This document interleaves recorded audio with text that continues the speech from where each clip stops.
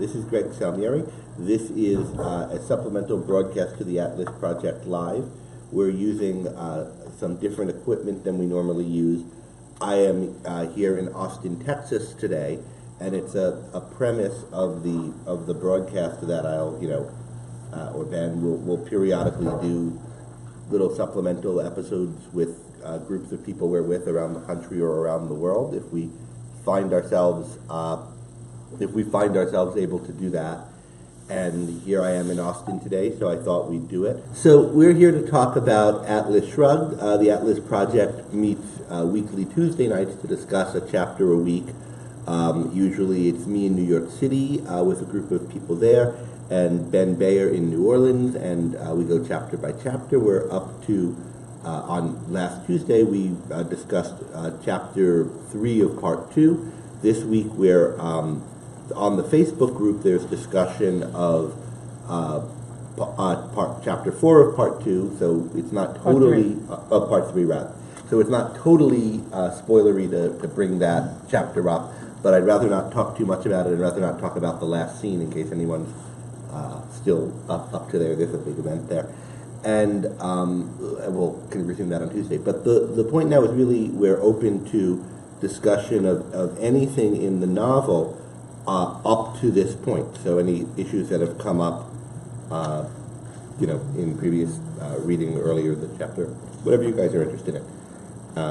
We have kind of the merger of two Austin clubs here, representatives of two Austin book Atlas groups, which have representing two generations of fans. You can see the younger ones with their gang signs, counterculture, ne'er-do-well, hoodlum methods of communication. All right, so let's start. What do you guys have on your mind, Dan? I know you had some literary questions. I don't know. We have some more friends joining us. Hi, Trish. Come here. So what's on people's minds about the novel? Well, I'm just currently scanning, so our group is a little bit ahead of where you are, so I'm pulling myself back and trying not to say anything spoilery.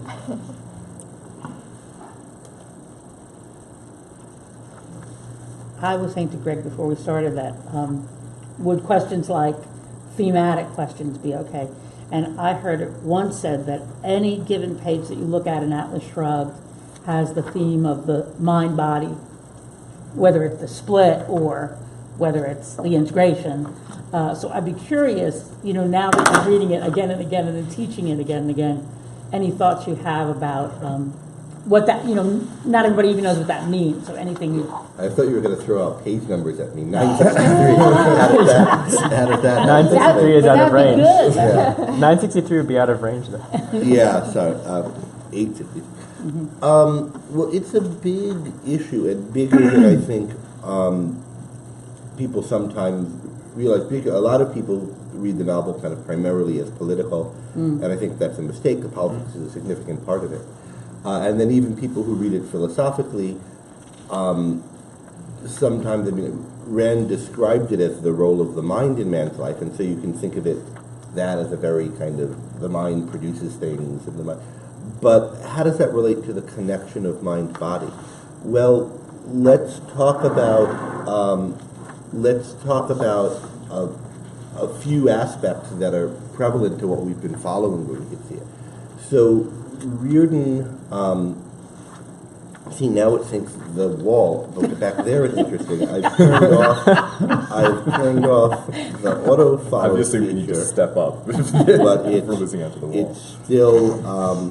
Nice wall. It still follows. It still jumps around.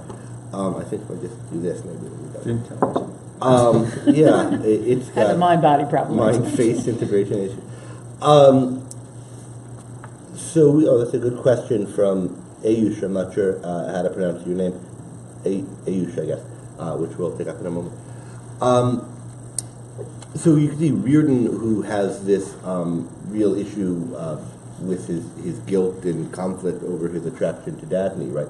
is an example of a failure at this point of, well, in one way, a failure, and in one way a success of mind-body integration. The fact that he, from the beginning of the novel, finds himself so powerfully attracted to someone who so represents and stands for his highest values is a tremendous integration of his mind and his body. His body's doing the, is attracted to and making him fixate on something that's the highest value of his mind and his spirit, but it's a failure in the other respect in that he doesn't recognize that and damns himself for it and and her for it and tries not to consummate that relationship, and then berates himself and her after he does, and then hides it as a shameful secret. And the in his own thinking we can see reflections on that as he comes to value the relationship self-consciously more. So recognize not that it's just something I'm going to have and everything else be damned, but it's something I should have. It's right to have it. It's good. It's in keeping with my view of myself and what's good about my view of myself, that this is what I should want. So we see the mind-body integration there developing. And you can see if you track the different scenes with him reflecting on this, the way in which that comes more and more to the fore. And in particular, if you think of the courtroom scene, he's wondering why it is that people sometimes cheer him and then sometimes damn him and sometimes damn the part of them that cheered him. And he's thinking, what is it that causes people to have this? And later on, he comes to think it's this same issue. Why this same issue? Well, he's someone who in one sense represents the body. He manufactures stuff, he makes things, makes creature comfort, or things that can lead to creature comfort and to just eating, if you've got rails. But that is not valued. And as he puts it later in reflecting on it, if the body is valued, is evil, and so are those who provide for its needs. So we see this progression in Reardon's thinking.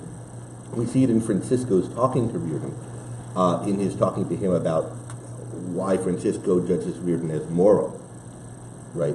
He's a moral man because he made this, you could see a moral code cast in steel in the structure of Reardon's mills, and that's a shocking thought to Reardon. But that's, the what sustains a life, or what has to do with your body and living on earth is moral. And then Francisco makes this integration and integrates it specifically to sex in his speech on sex.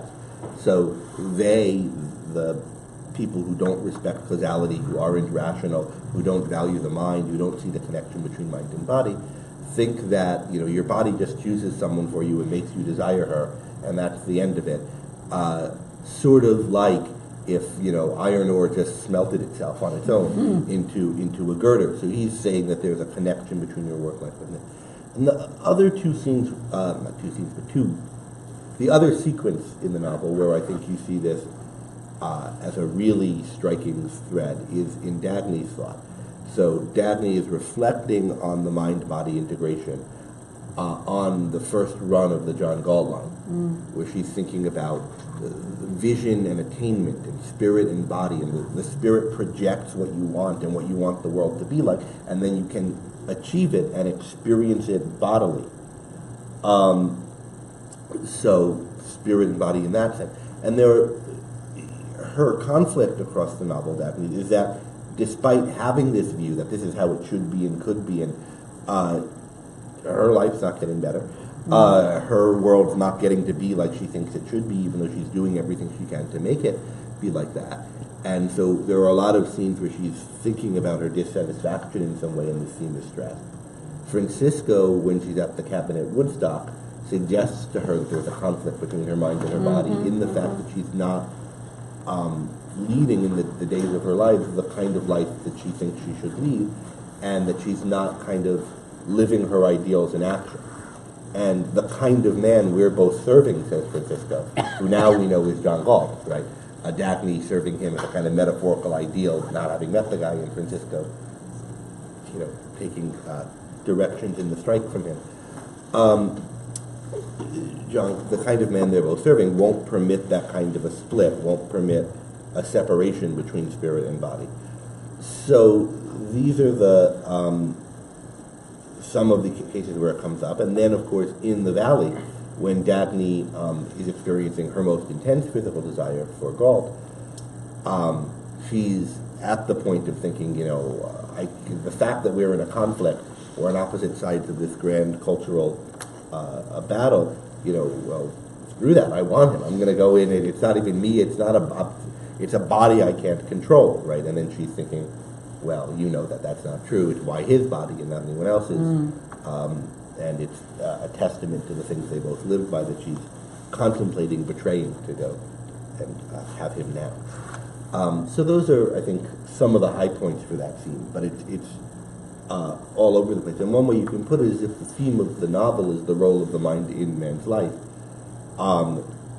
Here's one. Oh yeah, somebody saying hello from communist Vietnam. Oh. Hello. Hello. And, Hello. I'm pleased we're able to reach you there. I'm very pleased we're able to reach you there. The role of the mind in man's life. One of the roles of the mind is that it's our means of survival, the organ by which we can produce the things we need to survive, and so the organ by which we can sustain our bodies, right?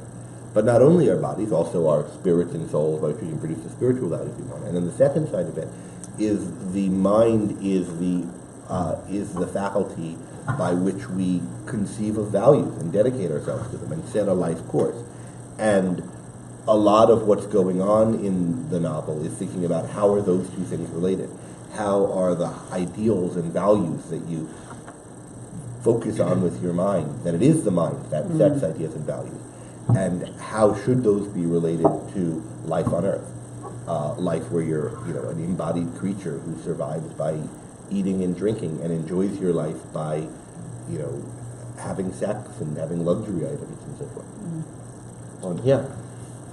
I'm not sure I'll be able to articulate this well, but it seems like Dr. Stadler is a really good example of, an obvious example of that split, and really explicitly turning away from the physical realm and only caring about the mind. But then in this chapter, we get a kind of a clear view of, well, if you, this is where the articulation problem comes in, but the values are going to be chosen for you if you don't actively choose them yourself. Yeah, so Stadler is somebody who wants to just lead the life of the mind, who wants to lead to other people the taking care of the business of living, so he's provided with a lab so that he could focus on these esoteric questions and not worry about the practical upshoots of doing that.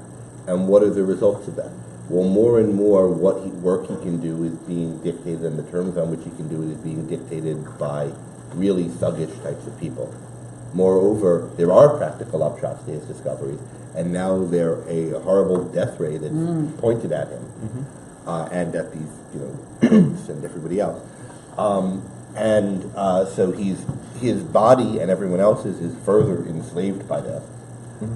He's given less and less option to work, less and less ability to follow his convictions. He's become increasingly scared to even hold convictions and stand by them. Even I think as we'll see going forward in his own mind, because you can't try to separate means from ends in the way that he's trying to do. And the ends you might think are set by the mind, and the means are what you have to implement physically. And he, as Francisco described him earlier, is that looter who thinks his ends justify the seizure of my means. And we see where that leads him to. We've got a bunch of people saying things online, which let's take a look at. So Ayush asks, what should one's motivation be for reading this book? Well, there can be a lot of motivations for reading any book. Do people want to give some thoughts on what's your motivations for reading this book or rereading it? And for me, originally and on subsequent reads, it's always been to enjoy a really great story. And I think ideally, you can come to it like any work of art where just, I want to find what this is going to give to me. And then on subsequent reads, with a little bit more conscious analyzing of it, I've been able to not only get the intellectual excitement of, I figured, she's referencing this and that, but also because it's so well integrated, I get to enjoy the story that much more. So it's a great read. I read a lot of Ayn Rand's nonfiction before reading Atlas Shrugged, and so what I wanted to do was to learn Ayn Rand's philosophy and then read Atlas Shrugged to see the full integration of it, and it was a blast reading it, actually, because I'm like, oh, now all of the theorizing in the books makes sense. Like, it makes more sense now it's been concretized for me. Yeah, so you could start from either of two ends. You might think of this as spirit body itself, although they're really both, since every real value is. But you might think of it as, I have reason to think that this abstract philosophy, this theory, these philosophical theories are true, or I'm interested in them as theories, or I'm wondering whether they're true or not. And so you might read this book that presents them in the manner that you would read a nonfiction book, or with the kind of motivation that you would need read a nonfiction book to try to, encounter and judge new ideas. And maybe you'll think maybe this is a particularly dramatic form in which you might encounter them and judge them. So that's on the one spectrum. On the other side, all opposite side of the extreme of it is, I'm not, looking for any ideas in particular. I just, I hear this is a good plot, or it's exciting. I like railroads. Whatever, whatever plot or particular scene or character element might motivate you to read it, like with any other novel you would read. But the two really come together, because it's not a novel that has some philosophy in it, or some philosophy with a novel around it. It's a plot novel. And in a plot novel, right, people act on the basis of ideas that they have, and they make choices on the basis of changing ideas, and their changing ideas change based on what they see happening and what they see as the effects of their different actions.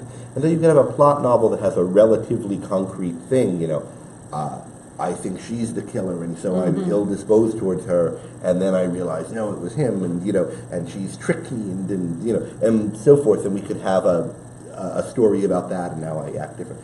But this is a philosophical mystery, so the kinds of things that people's minds change on, and that they notice the effects of their actions concerning, and reorient on and act differently, and that we see the effects of their actions and beliefs playing out, is philosophical. It's truths about the relation between mind and body, truths about the proper way of dealing with other people, truths about the nature of good and evil, both what makes something good and evil and the psychology of people who are good and evil.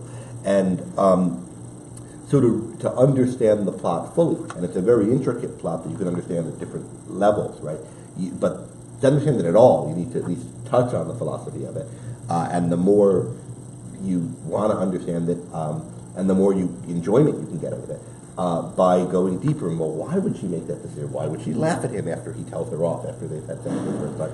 So those are both odd actions. Both the telling off and the laughing, and yet it seems to fit somehow, although it's a little puzzling. And, why is that, and how does that work, and how is that going to play out? So going from the plot angle, the more you start grappling with the ideas, the more you understand what's happening. On the other hand, if you start with, well, what is the sanction of the victim? I understand this is an important philosophical principle. Or, what is the idea that knowledge begins with axioms, and the axioms are contained wholly in your sense perception of something, an idea that you might not think is in a novel, but then read Daphne's first description of Galt. He looks to her like an axiom, and all that was left was to unpack her knowledge, and it's strikingly like what she writes about axioms in her nonfiction. So, wherever you want to start, you'll see that you've got to kind of, to follow it further, you'll get into appreciating it as a whole, which is a philosophical novel. And I've read it, many times now.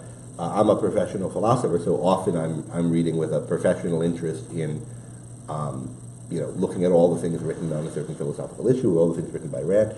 But even when I do that, I just get caught up in it, and then I start I'm going to read this chapter for this reason, and I find I've now read the next 4 chapters. So I think of it as both, and I try to, I used to try to, and at some point I find it hard not to go to the other things, the other aspects of it, whichever aspect of it I've come to it for in a given setting.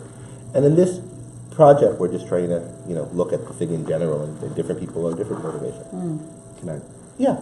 So one thing, especially with my most recent reading, is that, like you said, that it's a philosophical plot, and it's that the interesting thing to me is that you hear people say, oh, well, they have these speeches that kind of interrupt the flow of the book or whatever, but as we've seen, even or got an indication of even in the Valley, the motivation for the whole kind of conflict is a really deep philosophical one. So by necessity, the characters, besides being intelligent individuals, are going to need to talk about ideas because ideas are relevant to the conflict, they're relevant to the plot. It's not just that, oh, well, it's kind of a, we have to depose this king and then we talk philosophy around it or something like a fancy, fantasy novel or something. It's that the whole point of this ultimately rests on the ideas. And the communication of ideas is an act in the story. So it's significant. Galt tells Daphne this, and now she's got this information. She can decide whether to go on strike or not. He told you there's a strike and why. That's a plot point that he's now explained the strike to her. And it's a plot point that he explained it to Owen Kellogg at a certain point and so forth. And that Francisco's explained certain points to Reardon and not others. And there's also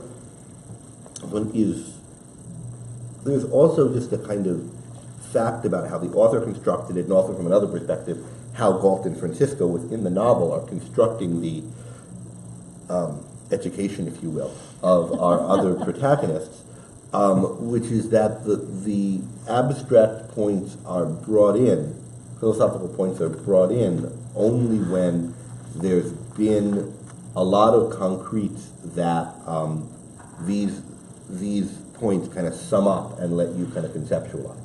So there's not a lot of philosophy in the terms of explicit statements of philosophical principles in the first third of the novel, and the biggest, or the first part, because we say thirds, but I mean each part's longer than the previous one, and sometimes twice as long. I mean, so in part one, there's not that much speech making made, and the most kind of continuous philosophical text you get there, I think, is Dabney's reflections while she's riding in the cab of the John Galt line, which are precisely about this spirit-body issue. And what they're doing is reflecting on what have I been doing with my life up till now, and this is my triumphant moment of it.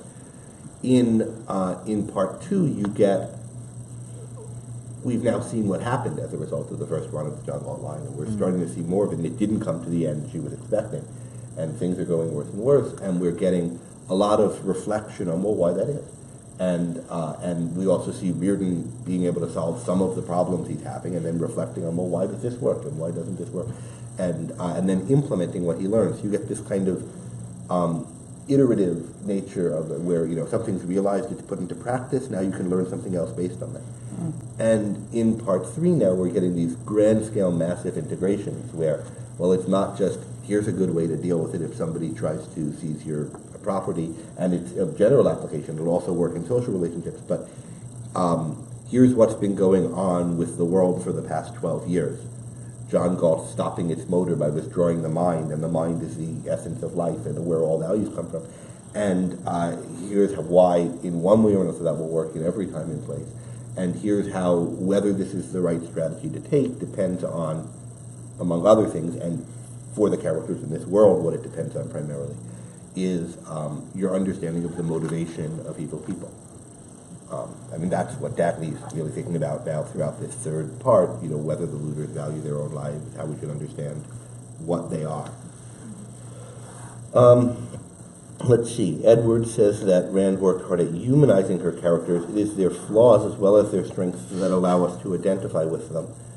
Well, I mean, she did work hard at making them human beings, and many of them do have flaws. But I don't like, and I don't think she would have liked, the quick running together of flawed and human. Like, it's the flawed that makes us human, and if you found someone without any flaws, as perhaps John Galt is, or Daphne thinks of him as, so he's not human. He's some kind of weird, godlike creature. And I think she would think that, he's the most human, because he's the most fully embodying what it is to be a human being. Now, that doesn't mean that he's abstract, or he doesn't have particularizing human features, or never finds things difficult. Right? All of that is part of human being. Or there's nothing it's like to be him. There is something it's like to be him, and we get a sense it seems like it's really awesome. And he has a lot of particular humanizing features, and he faces a lot of challenges. And some of the things are hard for him to deal with. And we'll see more of that even in the chapters coming up, but we've got a sense of it. He's got this woman he's in love with, and she's in the next room, and he knows what it means, and he can't go to her. He's up all night with his lighter and his footstep on the other side of the door, just as this thin door separating them.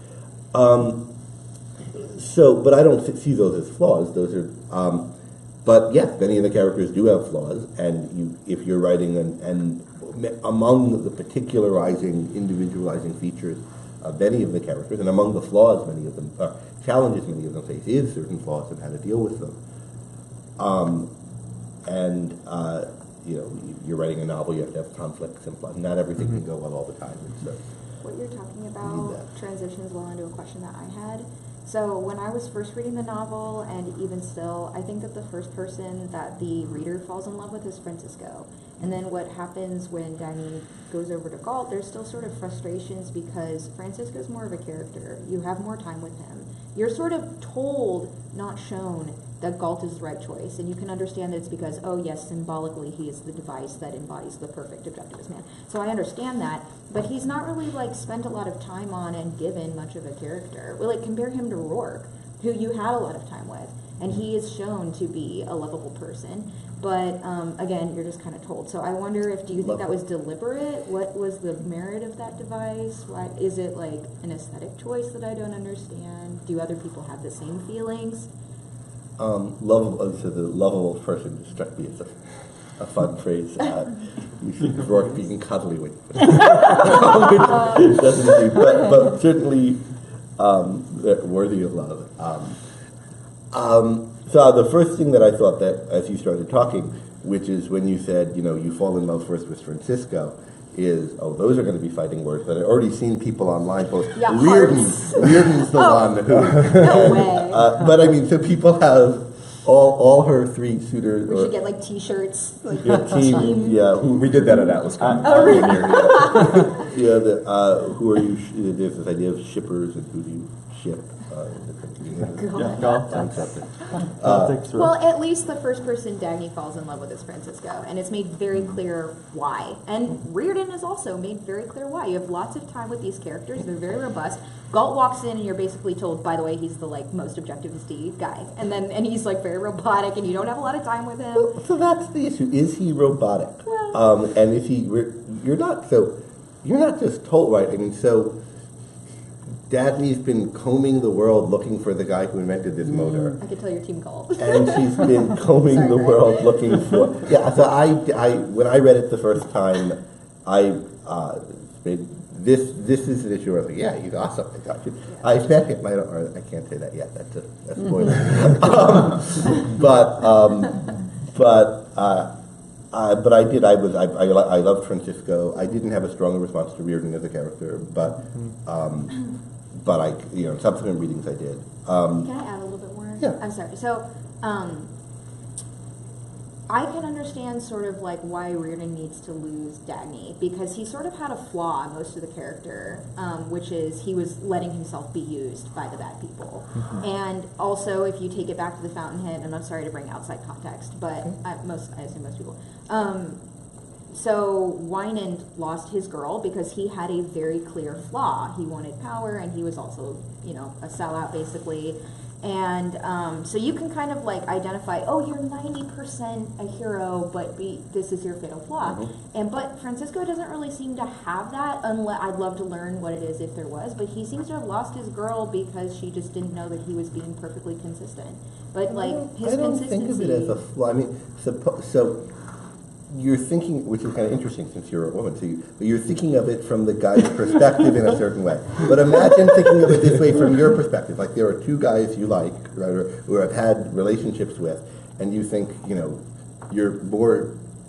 in love with the one more than with the other, and you don't think what is he what's his flaw such that he deserves to lose me to this other one? It's not an issue of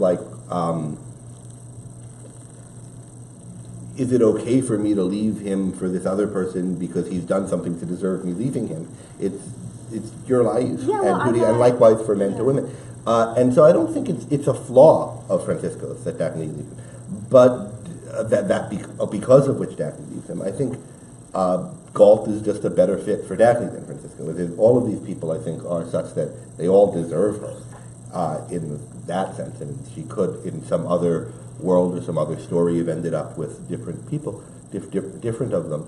But there's a sense to Dagny and Galt are more alike than the other two men are to Dagny.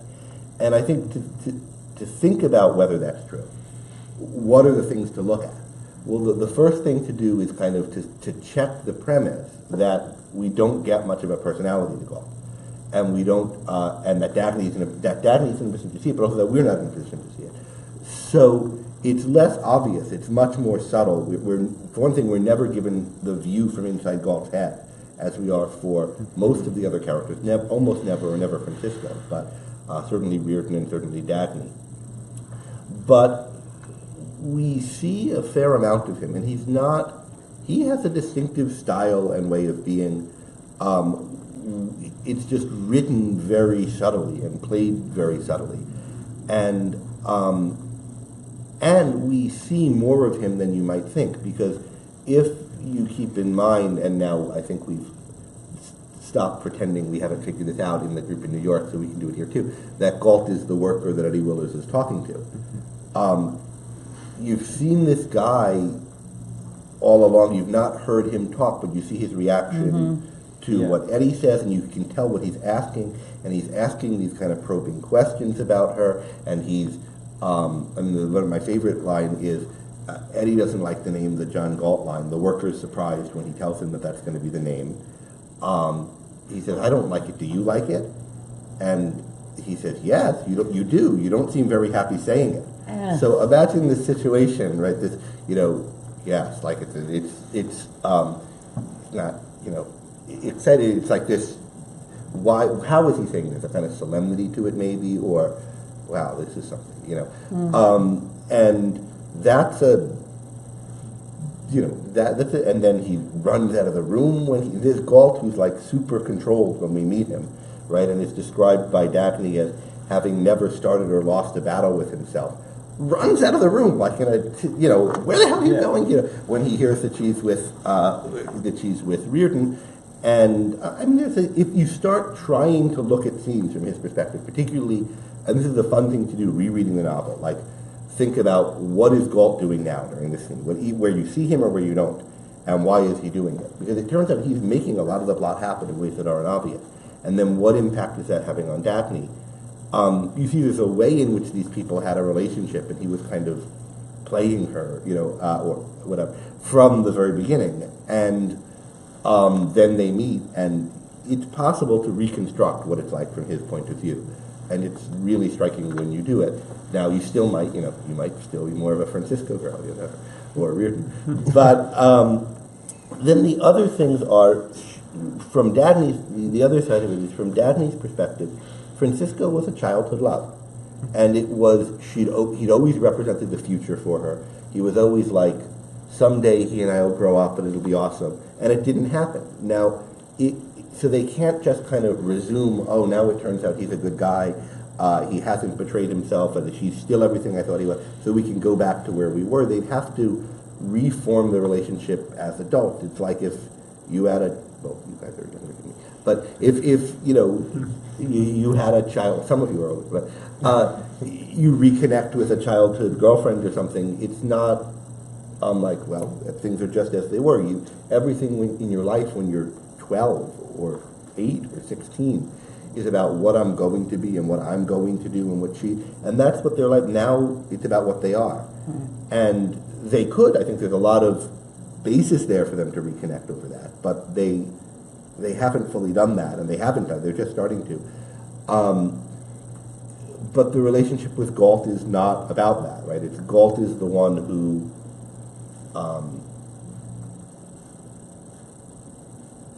her relationship with Galt is just about the present and the future. It's just about where we go from here, not about kind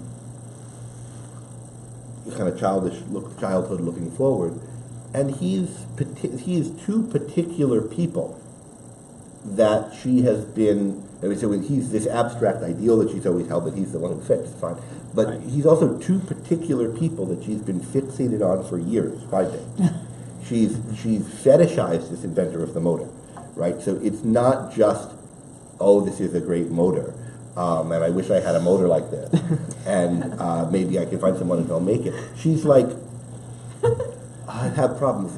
The man who invented the motor, someone like that would know what to do about it. I can't figure out how to get on in this world. If only I could find the man who invented it. A mind like his would know what to do. And why is there nothing great like the motor? I mean, she's like really hung up on the man who invented the motor, and hung up spiritually on him. It's got to be the kind of world where there could be a guy like the guy who must have invented this motor in it. Where is that guy? So and then the other thing is, she's from a little kid wanted an adversary, right? That would be worthwhile. And that's the whole sexuality with Francisco, is this adversary thing. They play tennis, and how expert he is. This is a thing she's going to beat and have, and it's really fun, right? And then that's why we talked about the violence and the slap scene and so forth. But this is, and however you think of the aesthetics of using violence in that way, but I mean, this is, a real kind of contender romance. Daphne is turned on by heat and conflict of a form. And there's this destroyer in the world who's this inconceivably evil creature who's taking everyone from her, and who's the one that's hurting her, and who's the one that she's battling. And she wants to find him even more than the creator of the motor, and she'll kill him on sight. And then it turns out to be, this handsome guy who looks at her like he understands everything. And like all the problems she had just didn't have to exist, and like he sees it too and gets her, and he's the destroyer who she was going to kill, and the motor maker. I mean, that's a pretty big, a pretty big thing. And then if you look at the kinds of things that she is like turned on about by him, and we get them, right? It's not like, it's not some dry, he's the most objectivist. I mean, in a way, if you think of the philosophy as really lived and embodied, you can put it that way, and there's a truth to that. But it's look at the way he stands at his powerhouse, and he's got the kind of body of an airplane mechanic, but with like, a kind of combination of Greek god and airplane mechanic, and look at the way he looks when he does that. And there's something about that manner distinctly his, in which he acknowledges a difficult fact. And when something's hard for him, it's, you can tell, but it's in this super understated way, just in the spacing of his words. And there's a really specific dynamic to them. There's a kind of very fast way they communicate, where they'll say like every fourth or fifth thought, but they'll think everything in between, and they'll tell. I mean, so there's again, which relationships you resonate to most is going to depend in part on what features of each character you love most. That's going to depend on you as much as on them. But it's not like we're not told anything about him that she might gravitate towards. We're told it in a fairly subtle way. We've been beaten over the head with some of the other stuff, and I'd be curious about your thoughts on this as a director, and as someone who thinks about drama from that perspective. Like if you were going to cast a Galt, and if you were going to, that's what we had you. So I don't know if people know how many people saw the promo we did for this Atlas project back in September or August. We released it. We had a video where some lines were read, and it was the lines, some of Daphne's lines looking at the window at the sinking city, and also some of her lines when she was talking to Galt in the valley, recalling that scene, and Galt's response, and directed theatrical performances of some of Ayn Rand's works. And I had asked her if she could, get some actors together and have someone read those lines, and those were that's the voices that we heard. So, what are your thoughts on, like, if you were directing someone to play these scenes as Galt, what would you want them to come out? What would you be telling them about this motivation? Well, I think it's all about in the casting. In other words, it's not so much you tell them to do something and they do it the way you, because in that you could have anybody and just the way you told them, and they were it. So I think the primary quality that if you saw many actors read lines from John Galt, I think you would be looking for a real intelligence. That's it's more palpable than you would think. You know, if we all read, you'd hear somebody read the line in a way that you'd be like, oh, that's like something you hadn't even thought of. So even though you obviously want them to be physically attractive and all that stuff, I just feel like there are some qualities in the characters. Greg and I sat in on a huge production of The Fountainhead, and my criticism of that Rourke was that he wasn't joyous enough. He was the angry young man. And that to me is so much of Rourke, is that the light is on, right? He loves being alive, and he doesn't have to say really anything about it. I don't know if that answers your question, Greg, but that's how I look at it. Well, something we've talked a bit about in our reading group, and that's jumped out at me is in relation to what Jennifer was talking about too, is that Rand, more than any other author I've read, like the little stuff she says in terms of the way somebody says something, or the way, the expression they make, is really important. And I know the first time I read The Fountainhead, I'm like, Rourke's kind of this, moral robot, and he's perfect. And then the second time I read it, I'm like, oh my God, like there are all these little touches of, like he is a human being. And I've had a similar experience reading, when I'm reading Galt, and I'm really paying attention to how is he saying something? How is he, what's his expression? And I think I've been trained by other novelists to kind of skip past a lot of that. Like, where's the action? Where's the dialogue? But with Rand, it actually makes a really big difference. And so I found that's helped me to because I was on Team Francisco initially too. And so, but to understand a little bit more, why Galt is to see how human he really is, and why he's a good choice for Dagny to pick up those little things, which are kind of like what an actor would bring to the part, is how they would say the words and what sort of expression they would have. Yes, yeah, I think it's really important. Like you say, the little thing. She doesn't cover you over the head with the idea, but it's definitely repeated over and over that Dagny has this idea in her mind of someone specific, and she can't quite nail it down, and she can't quite concretize it, but that she has this feeling that there's somebody, there's someone that she's actually looking for, and it's like you say, sometimes with some authors, it's like the little things don't matter. It's just there for, for color, but it really, I think it does matter. And if you keep that in mind, it makes him seem less arbitrary. It could seem almost like an arbitrary switch, like a soap opera. Oh, there's this one guy, but no, he's not. There's something wrong with him, so we'll just flip. We'll flip to this other guy. But it's like sort of in the literary sense, the seed has been planted. Yeah, and so if we look to the earlier scenes where she's thinking about why Reardon and Francisco aren't the one for her, you can think about what that is, and then why Galt would be. And part of it is what she says, she's looking for a consciousness that will be like her own. And so one thing to think about is in what way is Galt more like her than the other heroes are like her.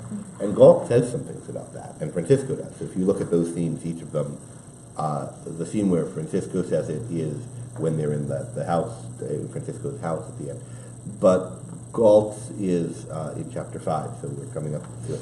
But a little bit of it is part of it is already in chapter 2, where they're in the valley and they're talking about the first time he saw her. And she has this look of combining luxury and enjoyment of life with the kind of energy and work which is its source. And that's now in some way all the heroes think that those things are together, but that combination is really central to Galt, and it's really central to Dagny in a way that I don't think it is to them. So Reardon's the easiest to see this. I mean, Reardon ultimately learns that they're connected, and he likes it. He's always wanted them to be connected, but he's very focused on the production, and he just hasn't thought that much about what he wants to do with what he produced. And when he learns better, he's somebody who's capable of a tremendous enjoyment of life, but still, it's and he's glad that he has, and he's trying to enjoy his life. But he's not someone who the thing that's always been most important to him in the forefront of his mind is how can I produce things that will bring into the world the kind of things I want to enjoy about life. He's focused on metals and how to make them, and that's very admirable. And it's not worse to be like that than it is to be like Galt. Once you have to have all the components of a good life to be living a good life, but some people have a value slant that's more this one than that one. And Reardon's is a fine one, but it's not the same as Dagny's. Dagny is much more enjoyment-focused, pleasure-focused, art-focused than Reardon is. And Francisco it's a little harder to put one finger on it, but he's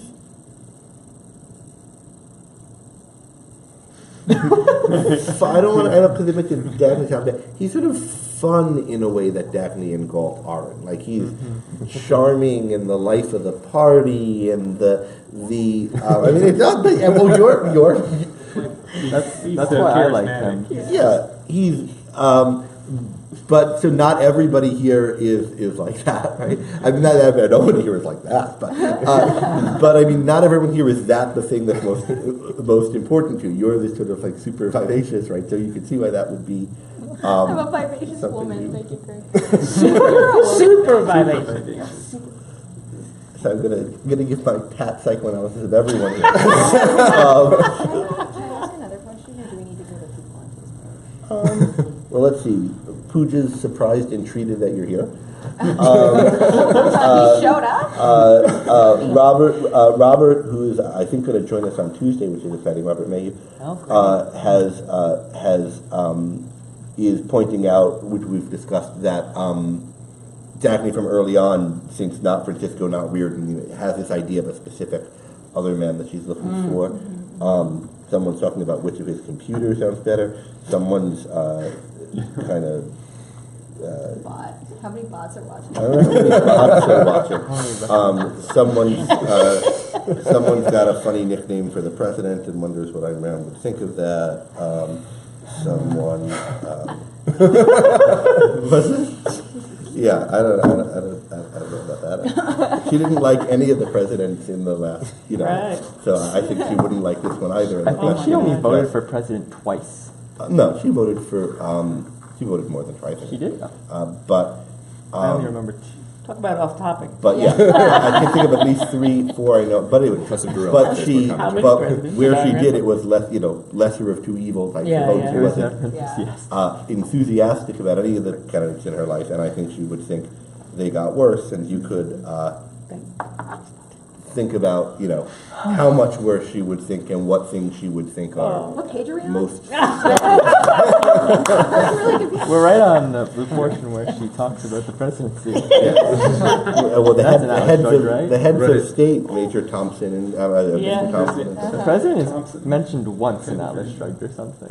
Well, there's a character. Presidents. Well, President Washington is mentioned by almost by name, or sort of the man for whom this city was named, and so forth, and alluded to and kind of semi-quoted. In this world, which is an interesting fact about it, none of the office holders in the United States have their normal names. They're always called by more generic names. So the head of the legislature, the chief of the head of state, and but presumably the head of state is what the office of president has devolved into. Thompson. And there's a character, Mr. Thompson, who right. met already, and we'll see more of Mr. Thompson, who's sort of loosely personality-wise modeled on Truman, I think. Yeah, I feel his mannerisms are Greg, do you know why they're different? The names are different, that it's not the president? Do you have any? I think that she doesn't want to give the dignity of the office Yes. to these people. Yes. That makes sense. Yes, it does. And just in general with her villains in the book, I get the impression she doesn't, unlike some other novels, like if you read Terry Goodkind, he has this really big villain, and even he's an objectivist fantasy author. And but here, like none of the villains are particularly scary, or it could kind of they're kind of interchangeable in a lot of ways, and which speaks to the theme of like it's really the good people who are enabling them to be in power. Like without the good people, they would be nothing. And so having them be these more vague or not.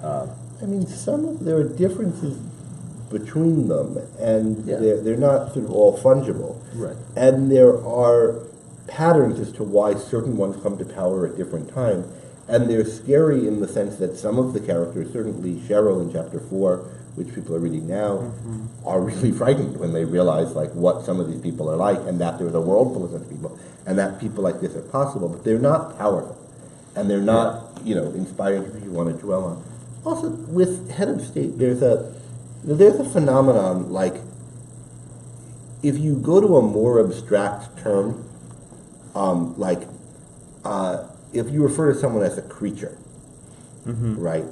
It can either be very positive or very negative. Like, what a beautiful creature. It might be a little creepy or weird, but it somehow seems stronger than what a beautiful woman. Or like, I don't want that creature in my house is sort of more derisive than I don't want that man in my house. At one place, and the more abstract you go, the more it has this kind of either contempt or, like you're zooming out and evaluating them not just relative to other human beings, but relative to the universe. There's a like Q&A workshop she did where she was talking to other philosophers, and someone obliquely brought up Bertrand Russell. He says, I told you not to bring into here phenomena such as Bertrand Russell. Really and really contemptuous. So I think there's something like that, phenomena such as Mr. Thompson, the head of state, rather than President Thompson, Leonard tends to use entity in that way. Leonard Peikoff uses entity. Leonard Peikoff has a kind of fun lexicon. He uses the word bizarre a lot, which I've taken from. That's bizarre. Bizarre. That's fantastic. But bizarre is like unusual and horrible. Leonard Bingo. Bizarre. We all have our lexicon. Iran uses horrific a lot. I think. Horrific. Yes, things are horrific in Iran. I don't know which ones I use. I say bizarre a lot with a very hard R. Like, that's just utterly bizarre. Can I ask my question? Yeah. Okay. Back to the point. So why does Dagny think that Galt is going to be adverse to her radio speech? She seems to sort of understand after talking to Galt, and she's the one who sort of taught Reardon, like, to be cool with, like, past relationships. I don't know. She seems bloomed enough to get that it won't be an issue, but yet she thinks that giving this radio speech is going to push him away, and she says he's now out of her reach, and it just seems like she's at a point in her development where she wouldn't be thinking these things. They should just have the talk. The talk. What's your DTR number? Yeah. to find the relationship. So let's think about it at two levels, like what she literally thinking, and then why might someone have thought that. So what she says is that he might think she wasn't free to feel and share with him the things that they did during the valley. So they had this relationship with Reardon like just ended, right? And it was still ongoing basically when she crashed there. And she was basically acting like his wife, and was thinking of herself as his wife in all respects but one, and they weren't naming it, but there was all this kind of play like we're it and we're together. Now, I mean, so imagine a situation where you're on, vacation with someone. I mean, you're not on vacation with them, you go to some vacation place, you encounter someone, you're like inseparable for the whole vacation, it's like you're together. And then you find out he's married, though it's not a good marriage or something, but it is a good marriage. So you find out, that would be weird. I mean, we might not, but you'd have to kind of rethink, well, what was going on there? What was she, did I misread the situation? Or was she lying to me? It seemed like she was all about me and she was free to be with me, but she really wasn't. She had this other, and I think that's how she's thinking she's going to process it, because there's something like he might think she wasn't free to feel that way, or there was something unreal about their time together. It would change the cast on it. Now, so that's concretely what I think she's thinking about it. It's not, I once had a relationship with Reardon, but there's something very present, tensey about it. And what she says to me is, for the past 2 years I had been. So it's not like, when I was 16, I was with Francisco. then there's also, I think it's the whole sexual mores of the world of this novel are, it's written before there's easy access to birth control. It's written before the sexual revolution. I think a lot about the way people thought about sex was different then. And I think a lot of the romance and sex scenes have to be understood in that context. And our societal attitudes towards sex have changed in some ways, I think, for the better, in some ways maybe for the worse, and in some ways that you can't quite say are better or worse, they're just different. But it wasn't, I mean, a lot of people didn't have sex until marriage. If you did, it was, presumably with a very small number of people who were very significant relationships. Maybe that's still the best way to be.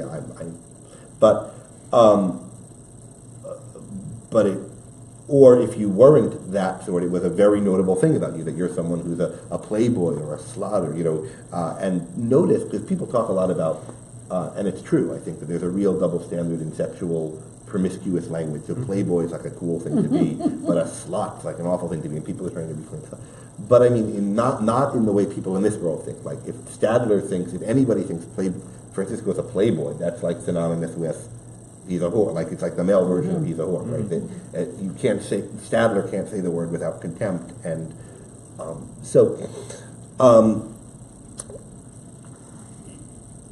it's not, finding out that somebody had another sexual relationship wouldn't be like, yeah, everyone's had dozens of them, or she's a woman in her 30s. What do you expect? She's never been with a man. If she's been with someone, it would have to be like, wow, this was this special sacred thing, and that is not how people think about sex now, and whether they should or whether they should think about it the way they do now, or somewhere that's in between, and where in between and on what axes is a good question. But we just have to put ourselves back in the world of.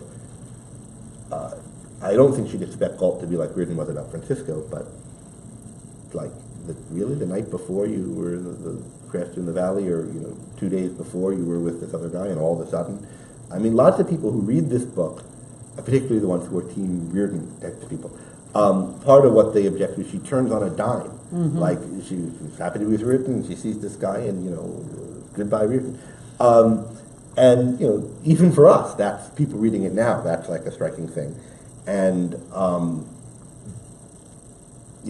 would Galt take that, and how would Galt understand that? And I think that's the kind of thing she's thinking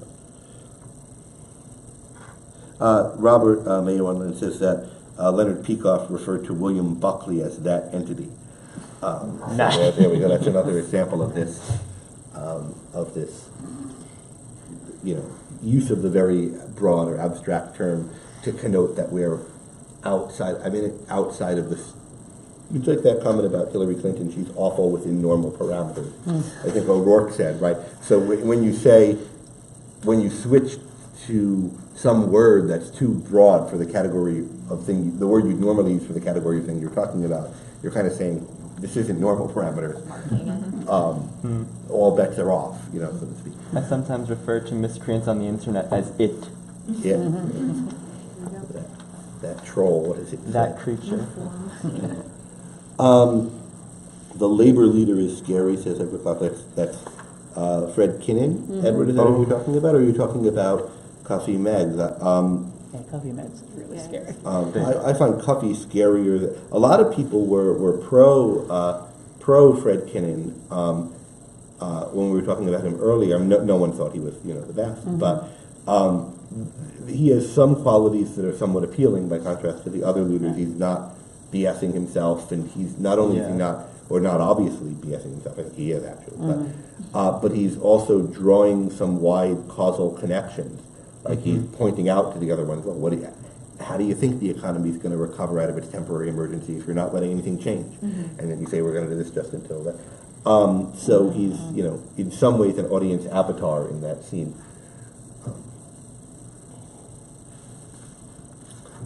Other thoughts? This auto, by the way, for people who are maybe distracted by the camera work, I've tried to turn off the automatic mode, but it still just mysteriously cuts to things, and For some reason, it's cutting to like this area of Jen sometimes, and I don't over know to the why. wall. She's But super vivacious. it's not even a headshot. It's like your jaw or something. I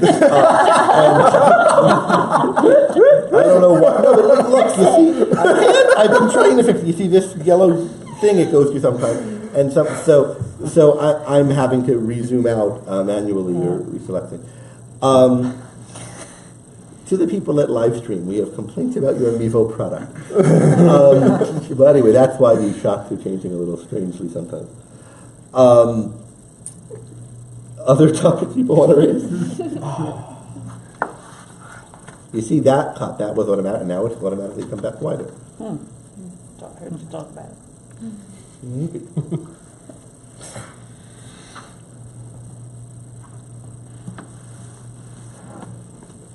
Well, I have a kind of obscure question from earlier in the book, something that came up in our discussion. There's a point, I think it's in the Valley, when Axton is talking about Galt and kind of like the history of Galt. And he says he thought of him as Minerva sprung from Jupiter's head. And we were just wondering if there was a relevance to going with a Minerva reference versus Athena, if it maybe because Athena is like war and wisdom instead of just wisdom, if maybe that was the distinction. If you have any thoughts on that. I don't. I don't know why that would be. So these are the Greek versus Latin names of the gods. It's Minerva in that? I can't remember. Yeah, it says Minerva. Minerva jumping out of Jupiter's head. That is interesting. Yeah. Especially since there are a lot of Greek mythology references. Atlas, Atlantis. Is Prometheus mentioned here? Yeah, earlier, John Galt's Prometheus Yeah. changed his mind. So that's the Greek version. Well, what is the Latin? I don't actually know. I don't know of a Latin version of. I can't remember one if there is. Robert, if you're on, Robert, you're maybe more. Well, we're both Greek philosophy specialists, not Roman, but Latin. Robert's access to Roman myth might be, and I think likely is greater than mine. So chime in if you have any thoughts on this. My sense is that particularly early on, my sense is that there's been recently the Greek gods have been being called by their Greek names more, but there's a tendency to refer to the gods in general in literature by their Latin names, Jupiter rather than Zeus, and so forth, Mars rather than Ares. These are just more famous, more common names, and you get the Greek ones for the hero. Well, not all the heroes, because it's Hercules, not Heracles, that we say. But for more of the heroes where there isn't a either there isn't a Latin parallel or it's not as famous for whatever reason, then we get the Greek names used. And Robert's saying there isn't a Latin parallel as far as I know, and he thinks Minerva is more common in this literary context. So that. I have a question. Yeah. Going off of that, I've heard before that the way Rand sort of depicts the different characters when they're giving speeches is almost like it's similar to how like the gods in Norse mythology sort of stand on top of a mountain and sort of pontificate in a way. I don't know if there's. So I mean, Prometheus in Anthem does stand on top of a mountain and pontificate. So that's pretty similar. I'm not sure what other senses they're similar. I mean, that they are speakers of great speeches and doers of great deeds is a kind of epic trope. But that's true not just of gods, but of great men in mythology. I'm not sure what they are larger than life in both their deeds and their feelings and their speeches, and so in that sense I can see that. But I don't know. I'm not sure what else there is. Well, there's something that I noticed on this last read through that the way she talks about the way that they talk in those speeches, like particularly there's a notable speech later in the book, and but she specifically says that the person who's speaking is talking as if he's talking to an individual, and rather than, as in contrast to like pontificating from the top of a mountain. And just from my standpoint, like reading some of these, I can see how some folks might say, oh, that's a speech, but it's also like, I mean, I've been hanging out with people and somebody goes off about something and they're really into, like, yeah, I've been thinking about this and what you said, and they go on for the equivalent of, 3 or 4 pages or something like that. So I guess I've been finding the more that I read it, the less they seem like speeches to me from on high, which they certainly did the first few times. They might be a more long-winded friend now than you did. Thanks, philosophy. They just like to talk. Obviously. Yeah, so I would just, whoever made this remark about likening them to the gods, first I would ask them or go back to the context in which they said it and see if there's anything about, in what way are they godlike. Other thoughts? There are also the characters who are like being compared to like the gods. They're being compared to the Greek gods, who are nothing like the Christian God. They're like the Greek gods are way more human. They interact with humans. They aren't perfect creatures. But they're better looking. This is true. But they're not supposed to be these omnipotent, omniscient beings. It's the same way with Norse mythology too. So that might, I don't know enough about the details to know about the pontificating part, but maybe that's part of it. Someone, Pooja asks, are there any literary gems that the group, and I guess Anne, that's your group, identified in the last few chapters with Anne and Steve and Mike and Eric there that they can share with us? Well, I'll just say in general, we do keep coming back to themes about light. And sometimes sogginess, sometimes grayness, sometimes. And I think at one point I saw light described as moldy, which was really like, well, I don't even know what that means, but I like it. So that's in there. We often talk about phosphorescent molds, right? I wonder if it's right there. Eyes, expressions. She'll often talk about sort of a countenance, but we'll often pick up on eyes as either blank, blank and all that stuff. One thing, Greg, I wanted to ask you in this regard, the word shrugged appears in the book in all sorts of contexts. It's not always like a positive or always like a negative, but it's there. And also I've noted the word astonished or astonishment. Man, it's all over the place. So anything you're willing to say about either of those in any regard? I don't have too much. I've noticed shrugged appearances too. Yeah. There's some things like the equivalent of a shrug, certain gestures and so forth. Lillian shrugs quite a few times, which always makes me jump back to put those two things together. She shrugs the wrong things. Yeah. She's like shrugging off the importance. Depends on what you're shrugging. Yeah, like actual values. For her, it's evasion. Yeah. But I don't know. I mean, we'd have to look. Is shrugged, because it's in the title, we're primed to see it. Yeah. And if we actually did like a word count analysis, I was talking to one of my friends about whether it's obsessive to want to do, like, how many times is this word used and how many times is it used in, there are these programs where you can say, like, is this word frequency higher in this book than another place? And so I'm not sure that shrugged really has a higher frequency in Atlas Shrugged than it does in, normal English language or literary language of this sort. So it might, I want to be sure that there's a phenomenon to be explained, that shrugged is occurring extra often before we try to go and explain it. It's not the case that the novel is always going to be called Atlas Shrugged. Right. It's that is an unusual use of the word shrug. And that comes from a comment her husband, Rand's husband, Frank O'Connor, made. It was at one point going to be a chapter title, and then it became the book title. And I'm worried about reading all the other uses in through it. I mean, Lillian shrugs because she's kind of dismissive. Now you can say that what the strikers are doing are dismissing, something that they don't have to take seriously, and that's true. Even if you don't get obsessive about it and find all the instances and like, what are all the nuances? A shrug is an accessible, has a general meaning that everybody kind of understands, and so watching what characters are shrugging at will inform their character. Although that's true of many gestures, so if they're a special thing, they went to the shrug. Astonishment, I mean, a lot of astonishment going on.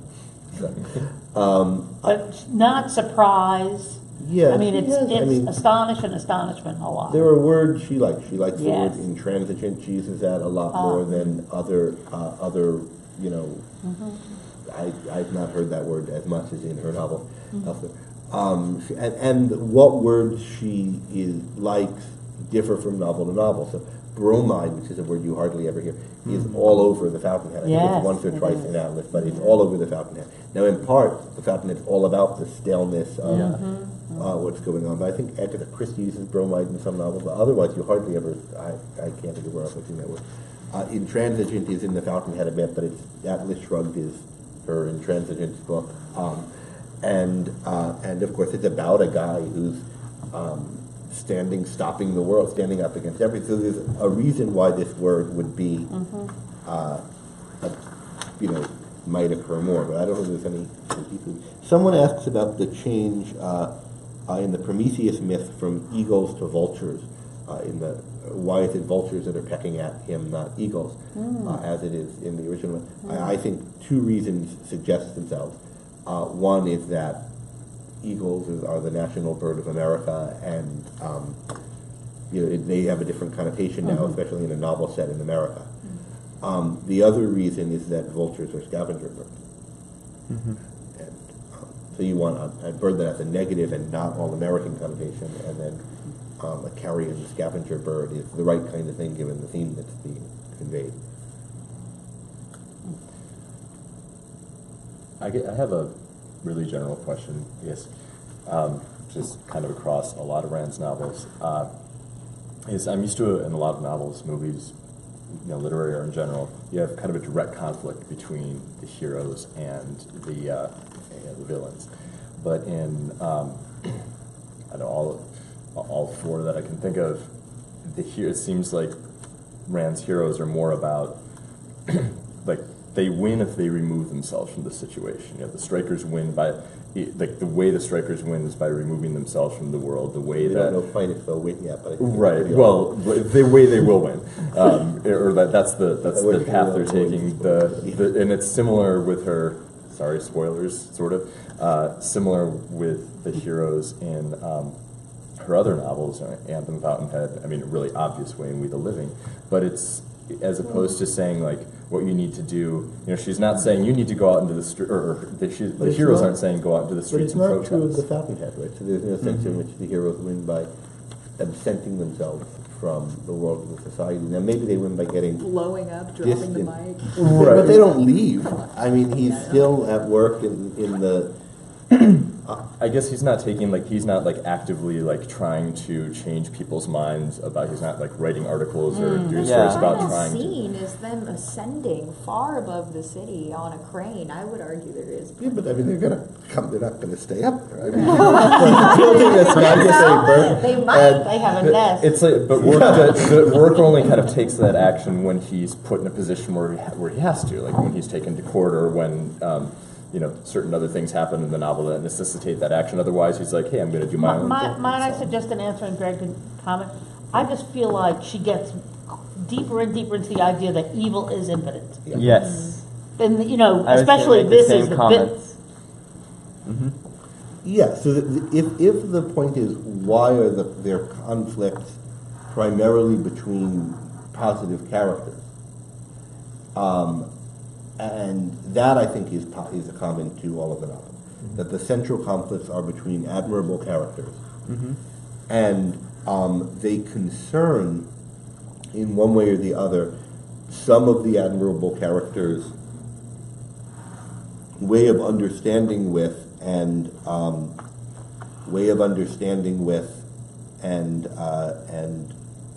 interacting with the unadmirable characters.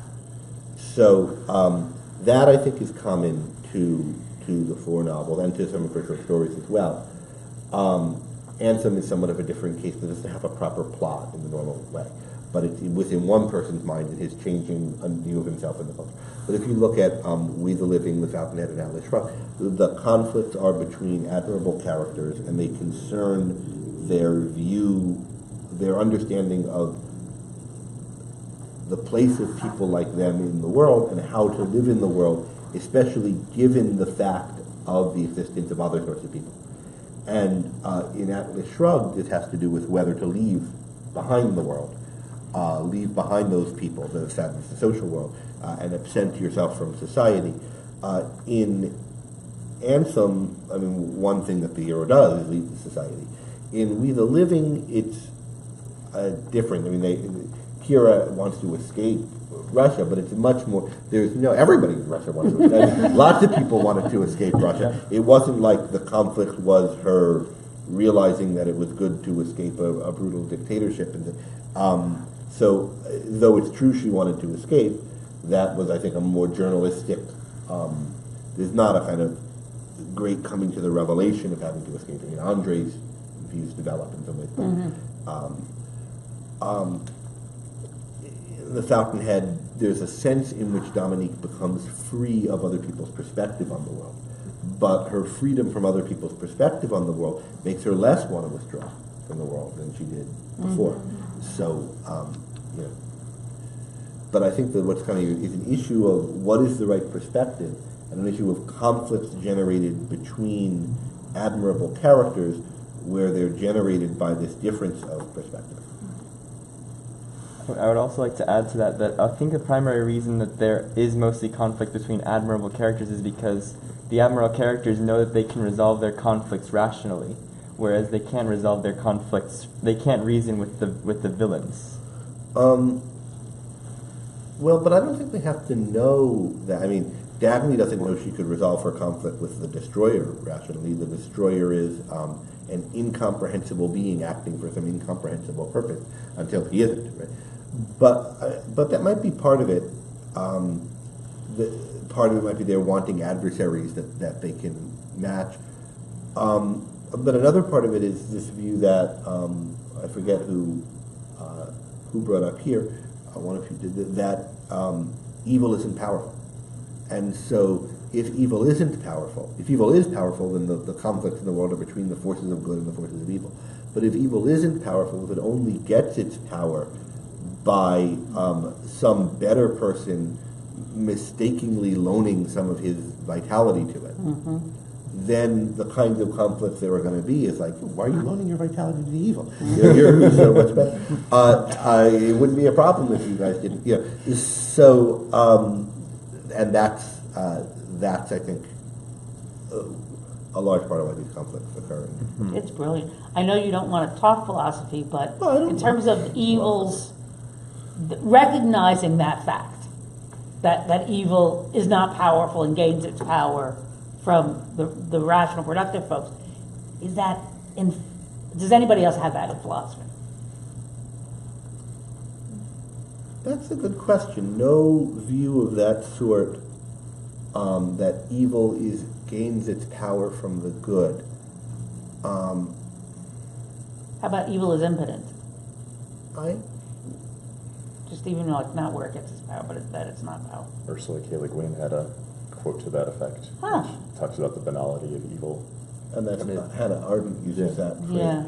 Also, but I don't know that evil is impotent. Ben and Robert are both in the chat. If either of them has any thoughts on this, please come in.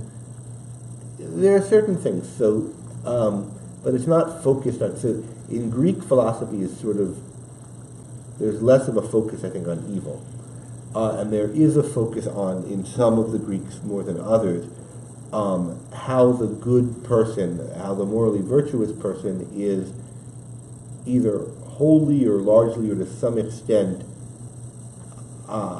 isolated or insulated from the negative influences of others. So the Stoics and the Epicureans thought this is total. Their kind of slogan that they competed, weirdly in my view, to see who can hold a better version of is that the virtuous person, the wise person, is happy on the rack, So if you're virtuous, doesn't mean you're tortured, and there's no difference. You're cool. And not that the virtuous person is not totally undone on the rack, and that he'll do better on the rack than anyone else, and, which I think is all of that his being on the rack won't. Some of his dignity will shine through or something. All of that I think is right and is in Ayn Rand and is interestingly in Aristotle. But there's this kind of extreme view of it where and that comes I think from a mind-body dichotomy. Nothing matters other than the state of your mind, and if you can get the state of your mind such that you don't care about the world and you don't care about your body, then hooray. What happened? Yeah, hooray, because you'll be totally free of any possible pain or suffering. That's not Rand's view or Aristotle, but I think in the larger Greek tradition, which includes this tradition, but also Aristotle, there's a kind of way in which you can empower yourself and make yourself impervious or susceptible as little as possible to bad things people can do to you by being virtuous. Certainly Socrates in Plato's portrayal of Socrates. Other things Ben said he was going to mention aren't two. Plotinus and has the idea of evil as the absence of being. So in that sense, evil is derivative on the good, which is being. But I don't know if Plotinus is well enough to say much about it. Oh, Ben earlier points out that there's a parallel between, I think Shoshana Milgram might have pointed this out somewhere also, that there's a parallel between the gesture of a shrug and who is John Galt. There's a kind of question who knows element to it, and there's also you can shrug something off, and things are maybe shrugged off with the question, who is John Galt? So that's the kind of literary issue with the word shrug. Well, now it's interested in the middle of the table, and it keeps on wanting to cut to that. It's become egalitarian. Your book, at least, that's an interesting thing to cut to occasionally, but boy, it wants to cut of its own accord to the middle of the table.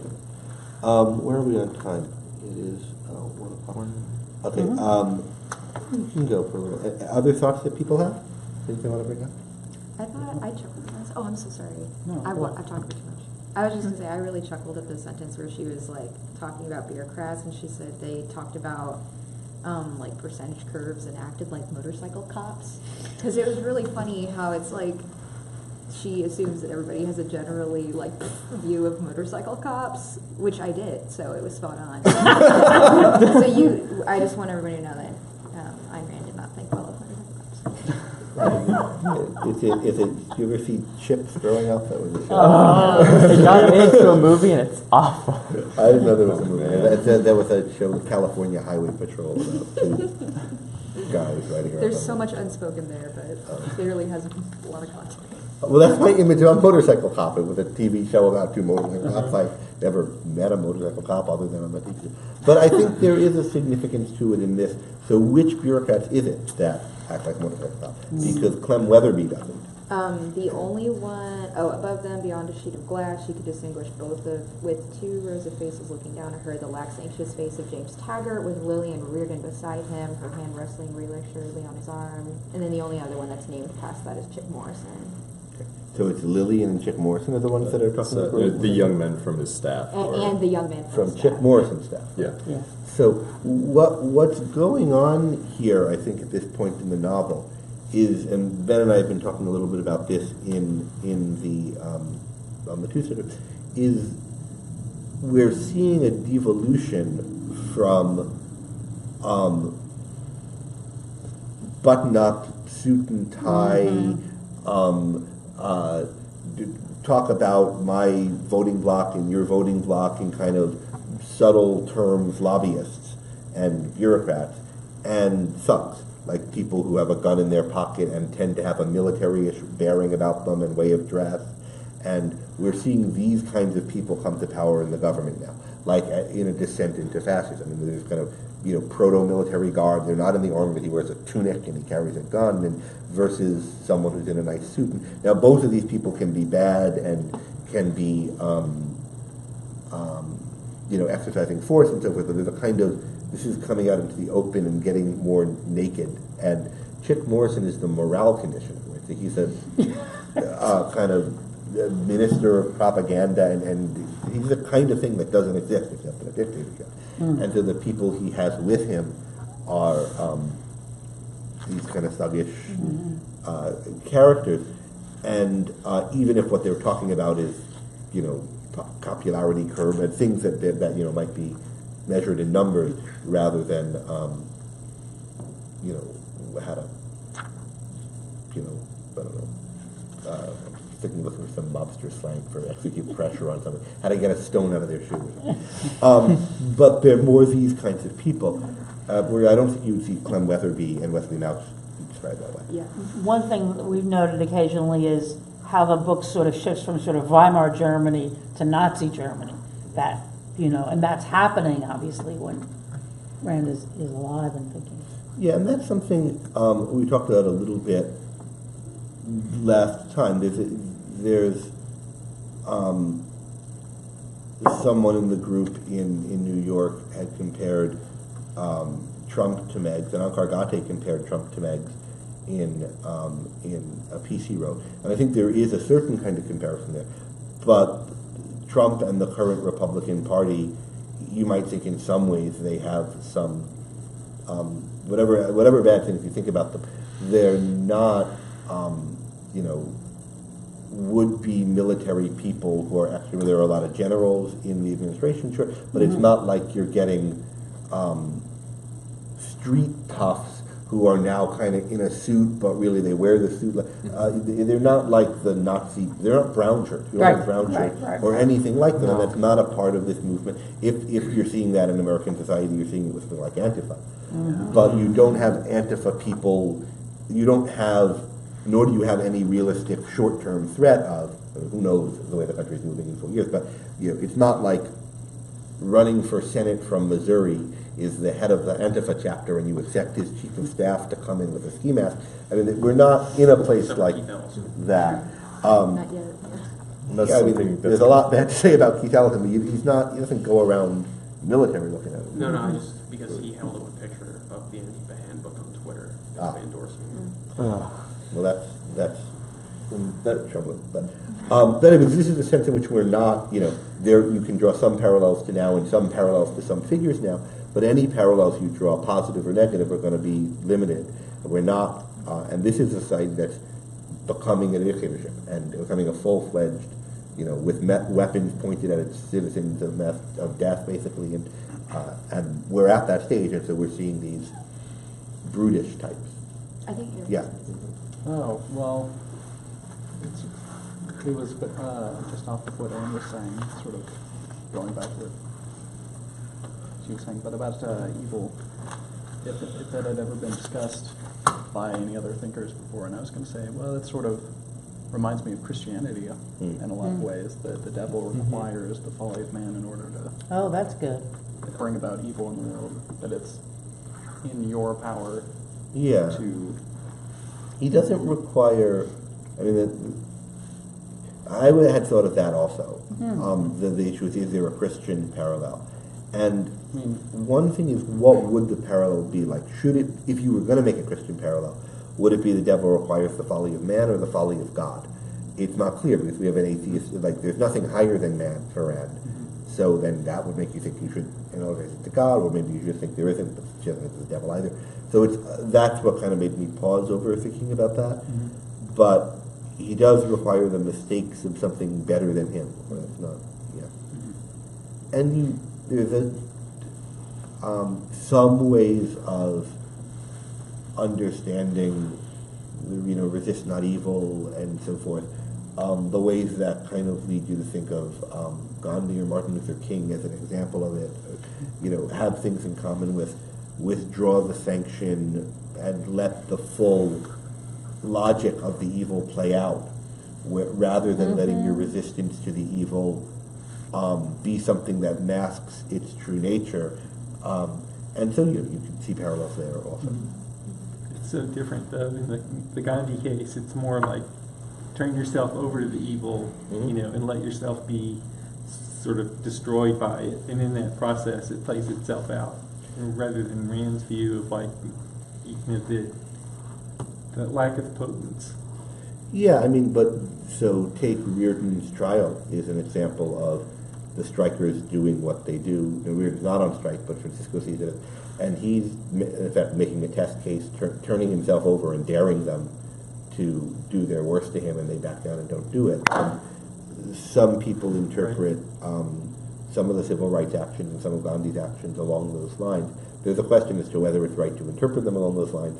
There's also a question of whether that's right as an interpretation of resist not evil in the Bible. I don't think it is, in fact, but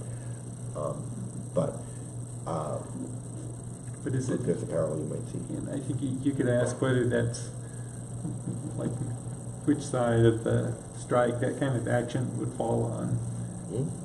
Well, which kind of actions there were? That Reardon going to the courtroom, because I think, going back to what your original point was, there is a certain through line, and Atlas and all the other stories that you don't really have people going out.